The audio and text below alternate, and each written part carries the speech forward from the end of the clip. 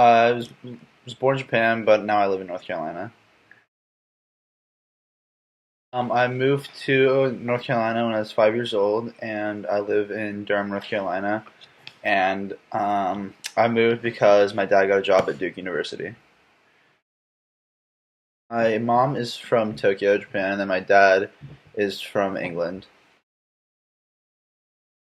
I went to preschool and all that stuff until I was 5 years old, and then I moved to America, and then I went for all of second grade, and then I went for part of half of sixth grade and half of seventh grade because of the way the Japanese schools work. The people are in different grades at different times. So when I was in seventh grade in America, I was still in sixth grade in Japan.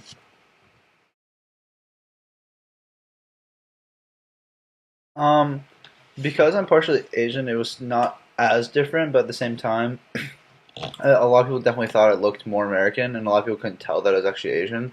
So wouldn't necessarily treat it as a foreigner, but they definitely knew that I was a foreigner. I don't think there was really anyone that acted that different towards me because of it, though.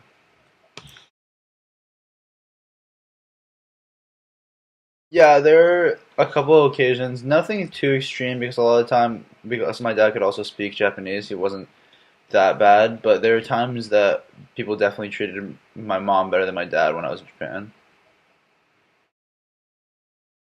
When I originally moved here, I really didn't like it because naturally I was like 5 years old and I thought it was really hard to learn English and I thought it was difficult to just make that transition. But eventually, I honestly thought it was a really big advantage for a lot of reasons and a lot kind of a cool talent that I guess it's a talent, a cool thing that I can do now is be bilingual.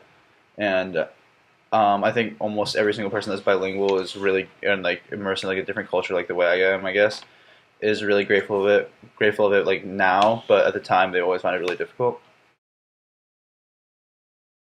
My dad is from England, so he would try to speak a little English to me, but I did just grow up in Japan, and a lot of the time I would just be with my grandma who only speaks Japanese, so I wouldn't even speak any English with her. And my mom would always just speak Japanese to me anyway, so most of the time I would speak Japanese before I moved there, and then suddenly I moved to America one day, and I just got thrown into a school that only speaks English, like not an international school.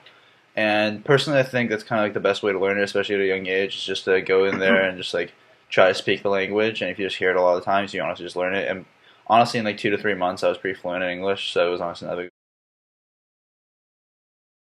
To a school that was really inclusive, and it was like a very small school of only like 20 to 30 kids per grade, and I think that really helped because they honestly thought it was a little bit more like fascinating than weird. So like they were honestly really accepting and try to help me out whenever they could, and it was probably the best environment for me to be in that time because it was like a very small, close knit community, and everyone was really nice to me towards it. And there were definitely things that I would do that was like very strange, probably to them, but definitely more like fascinated by me than weirded out.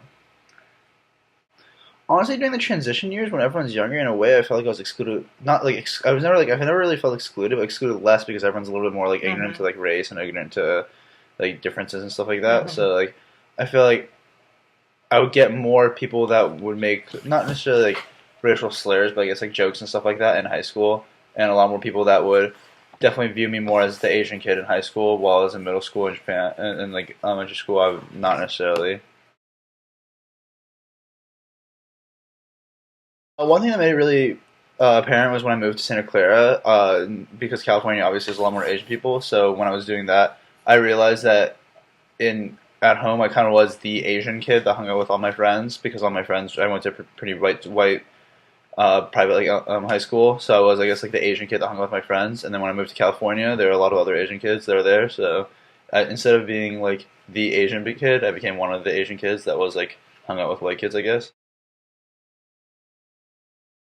Well, for me, the big ones were I guess sports figures, and in a way, just because I like basketball, Jeremy Lin and like Yao Ming were I guess big ones, and also at the same time, the most famous one and the one that definitely was most influential when I was in Japan was Ichiro because baseball is so big in Japan and everyone is such a big fan of Ichiro there. So definitely those guys, but at the same time, it's like a pretty widely known fact and like that like Asian like American people aren't really like I guess well represented in the media, and like a lot of the people for like movies and stuff like that. A lot of the time they don't get like main roles because they're Asian, and there's been a lot of people saying that, especially recently, with I think that Aziz Ansari is like making a show about that, how like a lot of like Asian people can't get main roles in movies just because they're Asian and stuff like that. So I think the main one that affected me were athletes, but at the same time, I do feel like there are a lot of times that a lot of my figures were not Asian, but they were white because they're more in the media. Popular movies definitely make Asian people kind of form into their stereotypes just because people find it comedic. So a lot of the time they do it as like kind of like a punchline kind of thing. But I mean, overall, a lot of people say it's kind of like positive stereotyping is like a lot of times it's like smart and like hardworking people as what they're viewed as. And yeah, basically a lot of time I feel like that what they're viewed in the media is just like smart, hardworking people, and because they're smart, hardworking, they're kind of like plain, so they can't really get main roles and stuff like that. So I guess that's kind of why.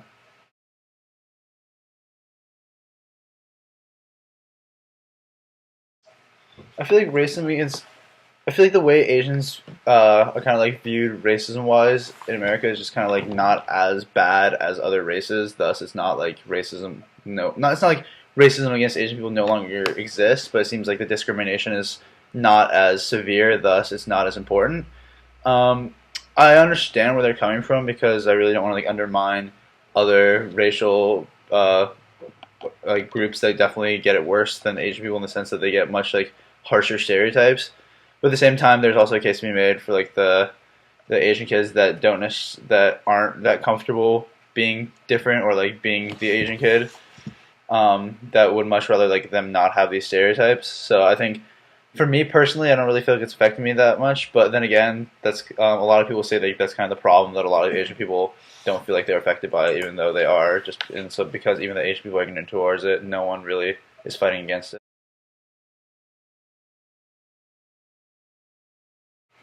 I think me personally it hasn't really affected me that much because um, I don't really.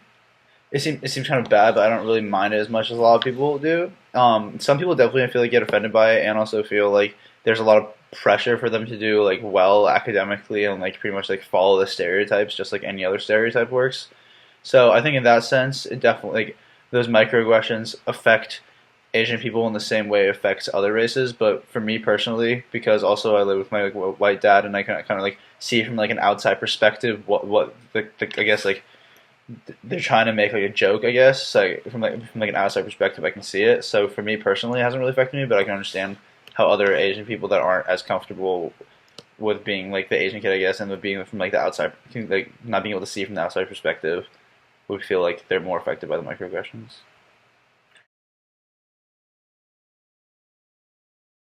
Dude, just because I think every race that gets discriminated against, or any minority group that gets discriminated against, should do that because I think that at this point, especially with stuff like happening, like Trump getting elected for president, there's a lot of people that are fighting against minority groups. So I think that it is really necessary, especially right now, to fight back and to try to make a difference to, I guess, like spread the awareness, the fact that discrimination still exists against Asian people as well as other races.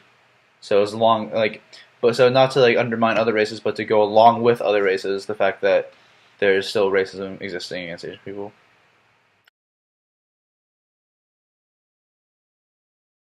Kind of not really. I feel like that's more of a white view. I feel like a lot of white people think that Chinese, Japanese, and Vietnamese and like Korean people all are kind of just Asian.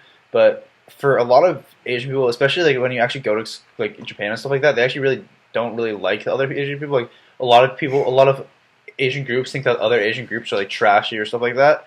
So it's kind of a weird thing that like I feel like white people thinking that all Asian people think each other just as Asian is just like kind of a white thing.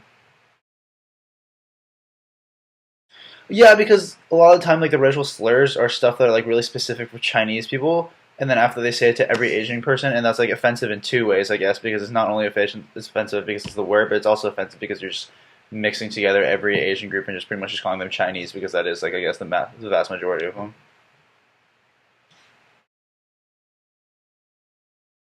At this point, I'm definitely more like assimilated to American culture, and like I have friends in Japan still that are some of my good friends, but they're definitely not as cool. I'm definitely just personally just I spend so much more time in America at this point that it's hard to be like as Japanese American, and also when all my the most like influential like years of like who I am now, I feel like I've spent in America. So